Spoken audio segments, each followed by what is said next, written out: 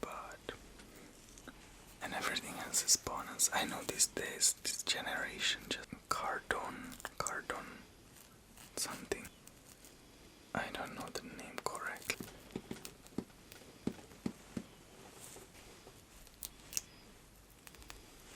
Yeah, it's interesting to listen people and their views. Before I just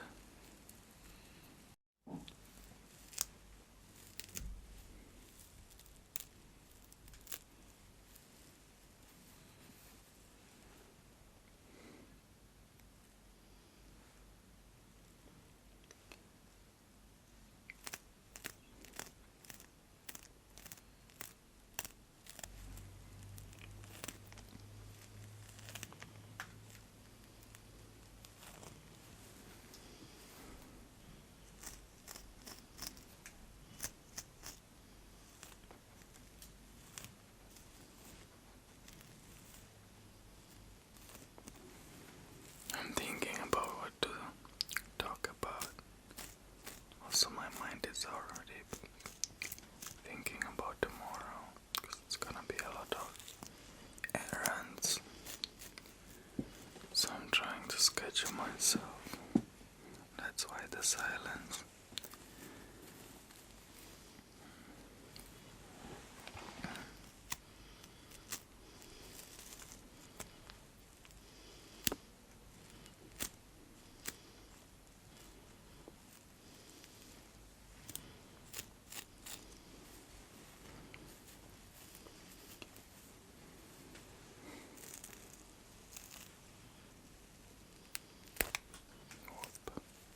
It's a lot of it. Yeah.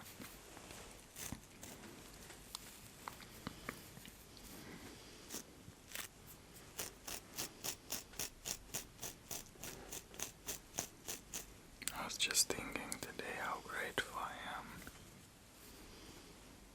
because I was driving in my car and I realized how much when I was a child I wanted us to have a car because we didn't have any,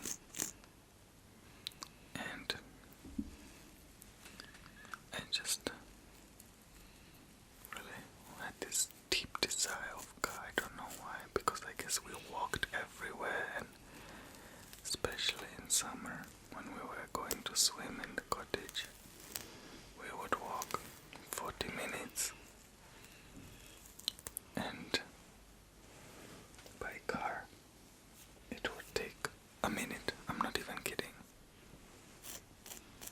I went it last summer, that same road, and by car it took 1 minute. I guess I knew that as I was a child that we are just walking so much, so that's why I wanted a car. So of course when I got adult I had, cars, but they were always like a chunky, not like chunky, but the chunky car, like at the end of the lifespan. And today I was driving, realizing that I just have my car that's decent finally. I've had this car for 2-3 years almost now. But I was like just so grateful that all the windows close nicely. There's no just something wrong or some hustle. That the all doors open and just how these old cars are. So it's just completely thinking to myself in a moment of gratitude. The car looks decent when I wash it and clean it. It looks almost like new. So happy also, like when I realized I've got such a good deal. Before everybody got wild after the pandemic, there was this kind of tiny vacuum of time where nobody knew what's gonna be, and prices of gas dropped, and at that time I bought it. And it was really such a good deal, and the car is so, like, for me, I know for many people it wouldn't stand a look. It wouldn't like be accepted, but I realized what this car represents to me, and I was just so happy that I finally achieved this, you could say, childhood dream, you know. I finally have a car, it drives, it's perfect, and everything else is bonus. I know these days, this generation just wants, you know, the brands and the stars on the ceiling, and I don't know what, but I realized that for me this is really like a dream come true, and that I should just enjoy it. So I was just soaking the ride, and I think it's important maybe in life we don't forget what we only once wished for, and don't take it for granted, and kind of keep enjoying the fulfillment.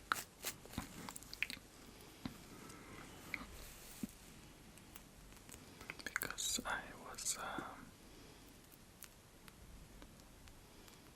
repairing my motorcycle that has some faulty parts that needs to be replaced, and it worked out, and I was so happy that even though I don't really have much mechanical knowledge, I figured it out and ordered the right parts, and it worked. And just try to remember how happy I was the day I bought the motorbike, because I was a little bit frustrated with the bike lately.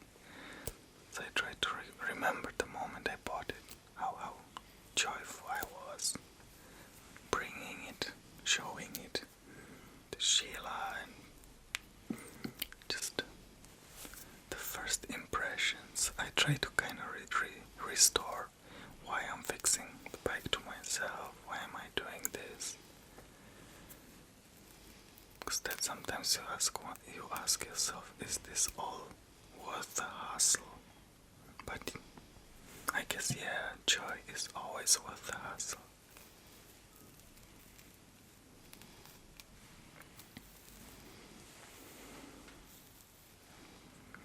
So I tried to apply the same to the car when I was going back from the cottage where I was, and just trying to really appreciate where I am in life, because I feel like we always chase something. We reach a level and then we just set the bar higher and we continue chasing the bigger carrot. I'm here. I have arrived. Everything I ever wanted is within my reach, and I just forgot to notice.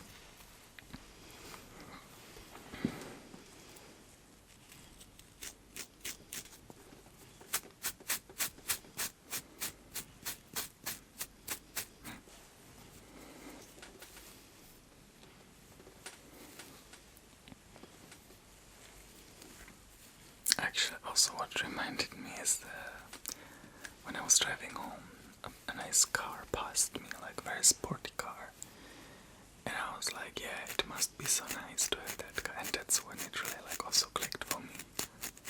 I was like, come on, once upon a time we were thinking, if I only had this type of car at least.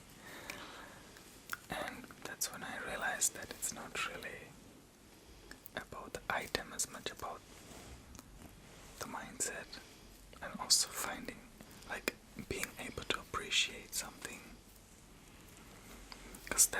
right? If he doesn't have the proper mindset, it's like, I wish I had this card, you know? Like, there's always something better, there's always greener grass, there's always that possibility that you're missing out on something good.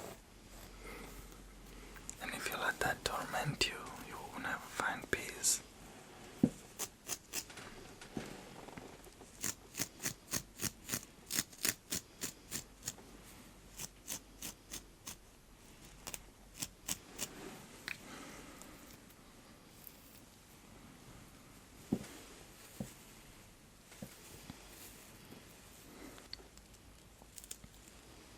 So today was day of appreciation of my life, and it really felt good. I mean, try to do that sometimes, you know, appreciate your life.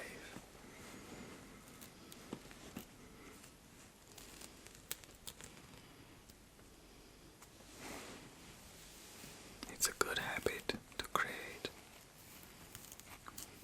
You know, we like have this think, oh, you should be grateful, like it's some kind of task. That's not really a task, it's more like a well-being exercise. It's like, I don't know, it's not really something that should bother us. It's something that actually refreshes us if it's done with the right heart, with the right insight, I guess.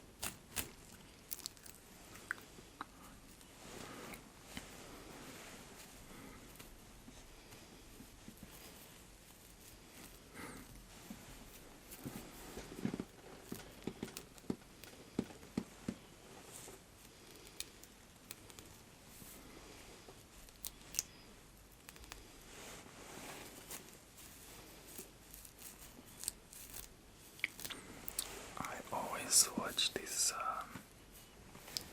how do you say, like financial people on social media.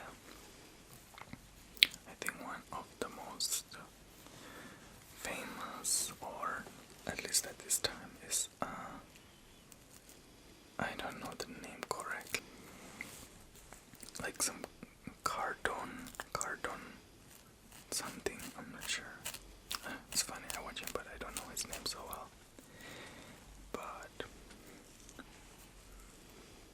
the interesting thing, I like to listen to people and their views, you know, especially like people who know what they talk about. It's good to listen to these people. You don't have to always see it the same way or whatever, but it's good to just take notes from people, you know, and their insights. And one thing that really strikes me, what strikes me is that in some of his knowledge that he spreads or shares with others, it's like he always says, don't buy a house, take the money and do down payments for investing, real estate and so on. But it's all based on the fact that the people will get loans. And I feel like in Europe it's not so much applicable what he says, even though it's interesting for me.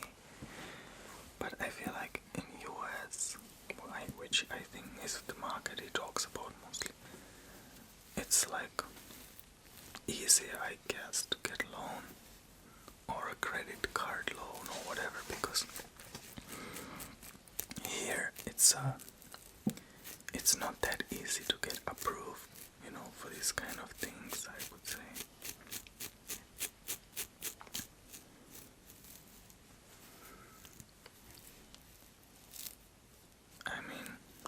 mortgages are always against a real estate, so I guess the bank is always safe, but still you have to have some kind of down payment, and the bank really wants to see that you're credible, basically. So even cars, like everybody, no, okay, not everybody, but it sounds like leasing a car, I don't know, like people who really lease cars, it's just not so common here. People usually leasing, it's more like for companies or business people, but people might take maybe like a borrow money on a car, but not really like a leasing. I don't know, it's just a sharing thoughts. But one thing he said is very interesting to me, and that is that banks will borrow money only against real estate. They will not do it against stock. They will not do it against, some kind of ideas or whatever. They will just do it against something tangible. Which we was trying to make a point that real estate is the only thing that's worth something, and that really resonated with me. I agreed, like property and real estate, that will always be something. Whereas stocks, it's just, how many people got the wrong end of that market.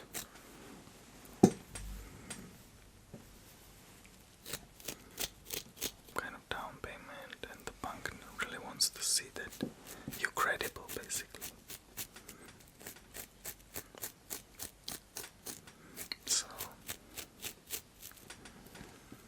even cars, like everybody, no, okay, not everybody, but it sounds like leasing a car, I don't know, like people who really lease cars, it's just not so common here. I feel like people don't really care about these things, they're not interested, they just don't like to educate themselves so much about anything. Me, on the other hand, I feel like I overdo that. Even Sheila's always saying, why are you always learning something? And I'm like, I don't know. I'm just curious about this world.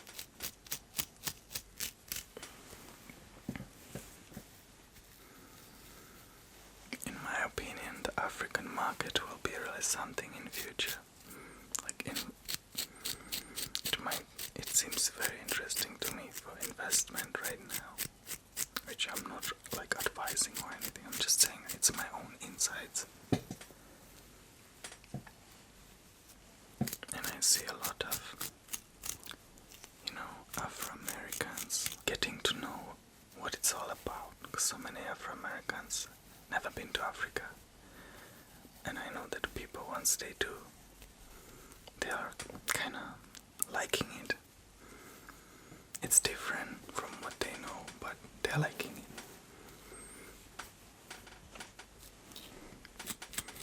I even made a video on my vlog channel or podcast channel more recently. It's more like podcast, but I'm not dedicated to do podcasting only there. Anyway, I made a video like 2 years ago when we were building a house there in Kenya, and some Americans really found this video, Afro-Americans, and they were just saying they left America and it was the best decision they made. They love Africa, and they keep asking me about it in the comment section. They reach me on Instagram and ask more, and so on. So yeah, I think there's a really good future for this. I hope Afro-American is the correct, addressing.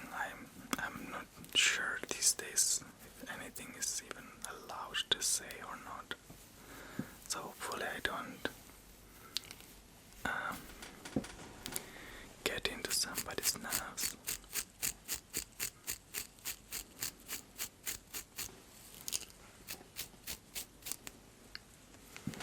So yeah.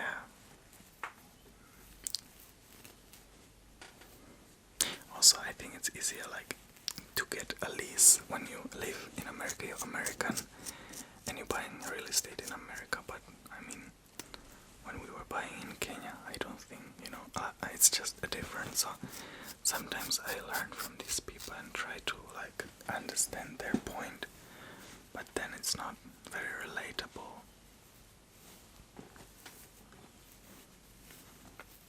Sometimes. So I'm trying to just, learn as much as I can. But even like credit cards, I don't like here. I don't know, maybe now a little bit more, but credit cards, we don't really use that. We just have debit cards here. We don't like borrow the money from the card and then pay it back. It's really like unknown concept. For example, to me, I know some people do it because of traveling, because sometimes the hotels want deposit and they only allow it from credit card, which I never understood. Like, what's the point? But yeah, it's just a different thing, I guess.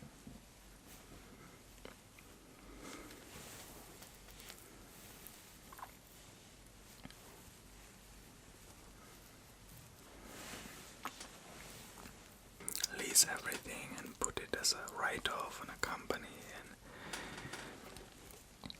and kind of own nothing and control everything type of thing. But before you grow to that level, you still have to drive a car, right? Somehow you still have to live somewhere and so on. And I feel like these people sometimes skip this part a little bit.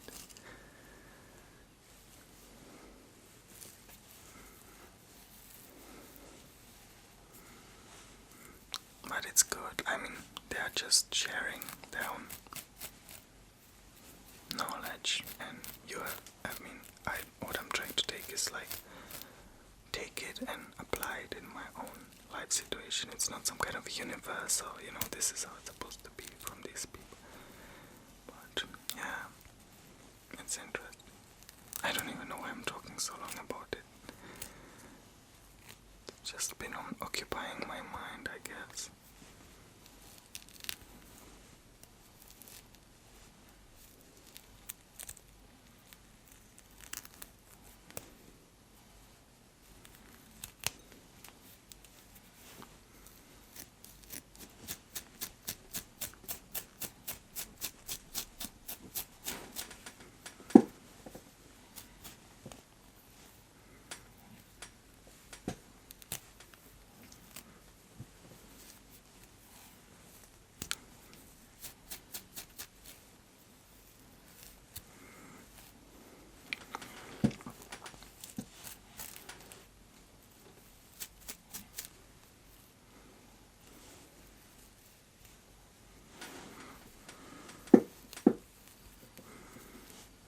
It's true, like Sheila says, I always learn something. I just have this mind that is trying to figure everything out, deassemble, take apart, understand, figure out. I don't know, I just can't not be curious about something.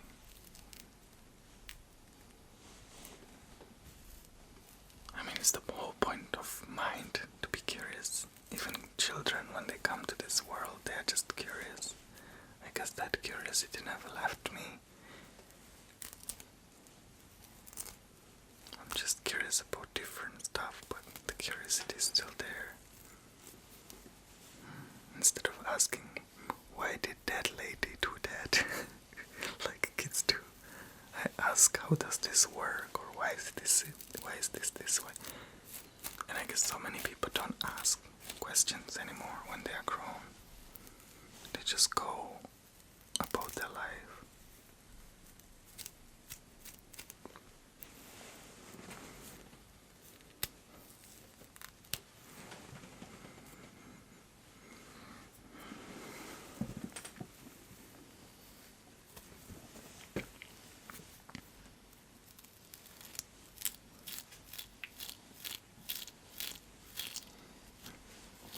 Like the other day, I saw a video.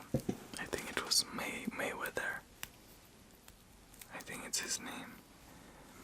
And you know, you hear people saying how he's not smart, how he's spending so much money, or whatever, how he's flashy, blah blah blah. Whoever says that.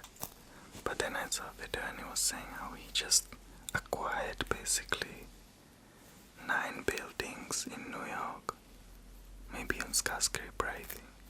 And you know, from acquiring these things, he gets such passive income that of course he can blow up so much money and it just doesn't hurt him because he's already invested. And